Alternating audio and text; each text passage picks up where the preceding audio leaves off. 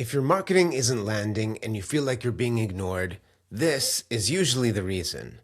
Now, there's this thing called an ideal client profile. You see, most businesses say they have one and they've done the work, but very few go deep enough. They stop at demographics like age, location, industry, or job title. And that tells you who someone is. But it doesn't tell you what makes them pay attention and wake up to your messaging. If you want to craft messages that pique interest and make people stop scrolling, you have to understand what's going on in their head, what frustrates them every single day, why they feel out of control, what keeps them up at night, blood boiling, ruminating, not being able to sleep, what's looping in their mind when everything goes quiet.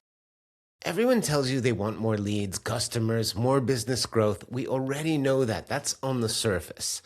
But the businesses that win with marketing go deeper than the surface level answers. You see, when you can articulate your clients' problems in their own words, something shifts. They feel understood.